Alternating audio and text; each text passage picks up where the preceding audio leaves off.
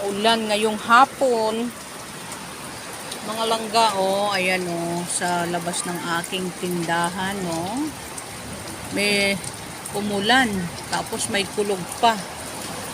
Ayan, basa ang motor. No? Ayan, oh. Umulan siya after ng super init, mga langga. Ayun.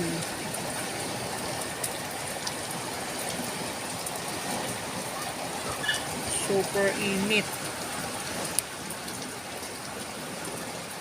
Ayan. Sana mas malakas, mga langga, no? Kasi sa sobrang init, I'm sure pagkatapos nitong ulan na to, mga langga, super init talaga. Kasi nga, 'di ba, yung init ng sisingaw ang init, no? So, ang gagawin ko, mga langga, is ilalabas ko muna itong aking money tree. No, ilalabas ko ito.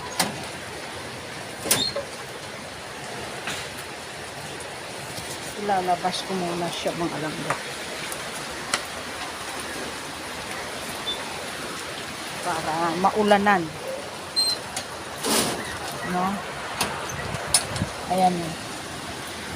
Nilabas ko muna siya. Para maulanan siya, mga langga. Tuyot na siya yun. Plano ko nga yan palitan ng yung mas malaki sana. Ayan. Naligo ang aking money tree.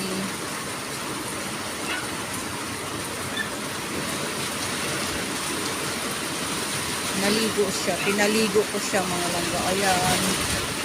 Ayan. Ang lakas kasi ng hangin, no? Ang lakas ng hangin. Ayan. Iba rin kasi talaga kapag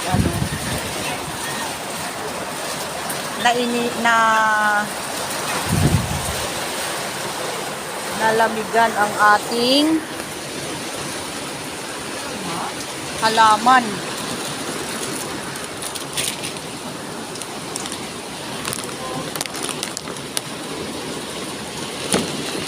Ayan, para madiligan ang aking halaman.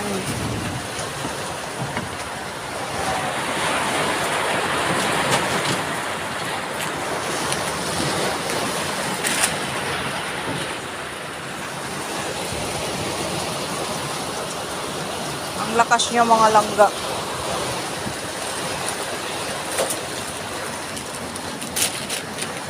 Ang lakas ng hangin. Ayan. So, pinangtanggal na natin ang ating mga paninda kasi nga malakas. Mababasa.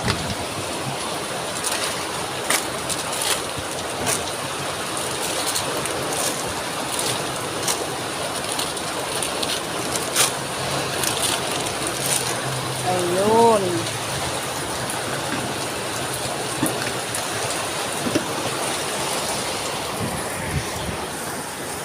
So, ayan, sobrang...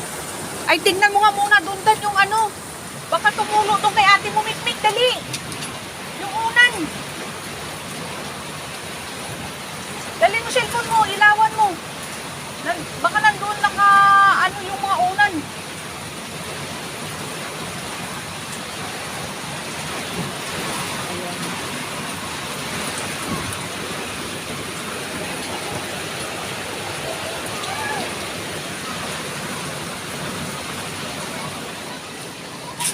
Hindi. Kaya ang daming naliligo na mga bata.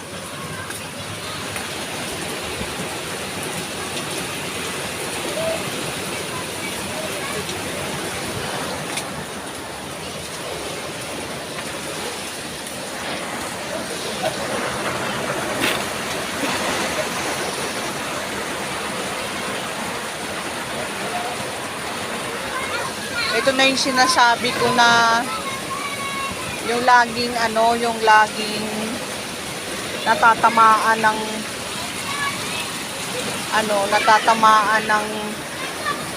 bola ang aking ang aking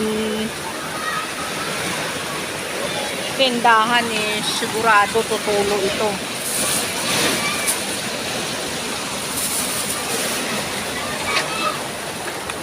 Kaya ayusin natin. Ang lakas oh.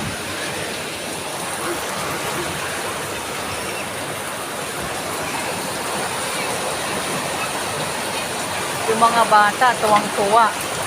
Saka yung money tray ko, tuwang-tuwa din. Ayan.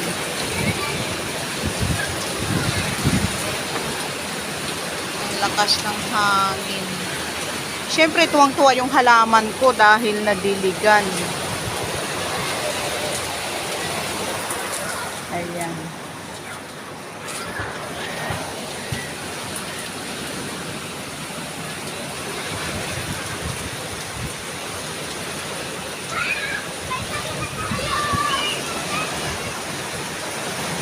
Yung aking bodyguard.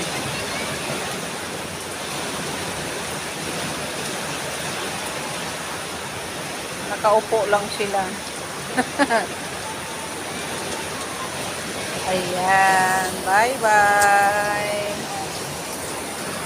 Oh, diba? Ang lakas pa rin oh. Tingnan mo yung gate ko.